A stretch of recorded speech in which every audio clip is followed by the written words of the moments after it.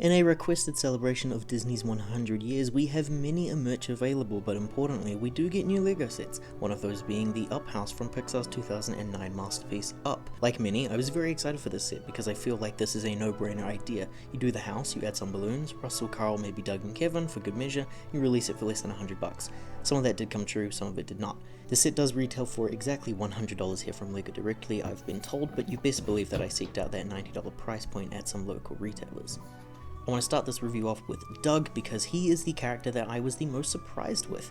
He is much bigger than I actually imagined he would be, taking up quite a lot of room on those studs. I think his colours are slightly off here, but it is possible that that's just because of how good Renderman looks in the films, and the exact look can't translate outside of Maya, etc. But he does look great nonetheless. Part of the reason is being his dual molding, which can be seen from underneath. It's his collar and nose shade of brown. And I do really like his pose as well. I understand that some people have been disappointed that he's not in an action pose, but that's not a necessity for me. Russell is probably my favourite figure from this for his excellent details and backpack accessories that I feel LEGO would have easily overlooked and skipped over otherwise, even in this current timeline. But I'm really glad that they didn't because it captures his design excellently. His hair and hat combo makes for a great new piece, and we should talk about his merit badges as well because LEGO nailed that design. They even left out the obvious gap for assisting the elderly. Russell comes decked out with camping gear, some of which is used in the movie, but the placements have been changed a little bit. A fork, a cup, a frying pan, a trumpet, and binoculars. The frying pan, cup, and instrument seem to be accurate in their place, but the cup is placed on the other side here to opt out for the binoculars and a special appearance by a fork. These changes aren't bad, just interesting and worth noting I feel. Little legs since he is a child, and useful too because shorts are always a valuable piece with LEGO minifigures. Double-sided face prints both work for me in capturing his appearance. And now on to Mr. Fredricksen, who I think is good, but I still need a little bit of time adjusting to that likeness. My thing with Disney and Pixar is that Disney figures appearing with minifig heads work pretty well. Pixar's though, some of the translations like The Incredibles work really well, but the Toy Story ones, they don't quite work for me as much. Mr. Fredricksen is a really funny in-between type of character. He is a human, so it makes total sense for him to have a minifigure scaled head. But he also has such a unique square head design that even other toys have captured that look excellently, and I just don't really see it translated here, unfortunately. His face print does help with that annoyed expression, but his warm smile, while a nice addition, doesn't feel as in character to Mr. Fredricksen like a shocked expression seen from the posters. An open mouth expression would have been my preferred option. His torso print is really fun, the grape soda badge is visible here, and his pants are tucked up into his chest. He uses the great mid-legs, which makes him slightly taller than Russell. He includes his walker, which as a build I never really see in LEGO, so I think it's great that we have one here, and the build is excellent in scale for his little legs. However, I hate the skate piece that's been used here.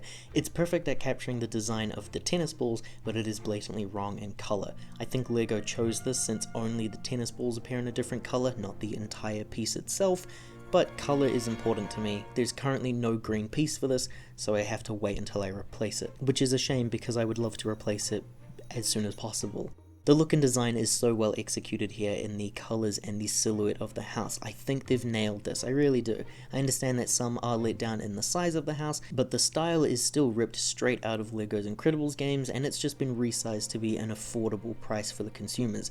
Because it's captured so well, I can overlook the size. The other controversial view occurs at the end of the build, so we'll just get into that right now. The balloons, objectively, there's not enough here to capture that design from the movie, but having built this now, I can assure you that this part is the weakest part of the build easily. It is very repetitive and quite a mundane task, which isn't exactly LEGO's fault since there's nothing that they can really do to make this an enjoyable one, but I think they did find a good cutoff point where there's enough here that can easily represent the scene, and it is still a fun build to participate in. You build each section slowly, one by one, and you have to align the right balloon into the right lightsaber piece. I'm happy with the difference that we get in the balloons. Once you notice it, it's very easy to appreciate that detail. I didn't know going in that some of the balloons were going to be different sizes to others. The roof has a chicken piece in a turquoise color, and there are shingles alongside the roof here as well, a nice preparation for that Rivendell set that I'll eventually be getting. The top details are nice, but don't be fooled by that small window here. That's not supposed to be an attic, but the bedroom. It doesn't quite fit all of the designs from the house here. Telescopes are used for the railings, a pretty fun building technique. Now the door on the porch does use stickers, and it's the kind of stickers that I hate. I don't dislike stickers in sets at all actually, but stickers that cover entire doors or windows are a pain in the ass to line up, so I didn't enjoy doing this, let alone having to do it twice. The porch is actually a pretty big gripe for me. I want LEGO sets to have display options for figures on the front sections. Basically, I want to be able to have all of the figures easily appearing on the house without having to place them on the ground of my shelf, etc. Theoretically, I should be able to make this work, but the porch is such a tight fit, which I find really fascinating because the porch is exactly where Carl finds Russell once they're up in the air. This is a scene that you can't recreate due to the size of Russell's backpack. So this is where the size of the set kind of gets to me a little. I do think it's too thin on the sides here. The height doesn't bother me, or its width necessarily, but the depth is an issue. This is thinner than a Speed Champions car. Just something that I think is worth pointing out here.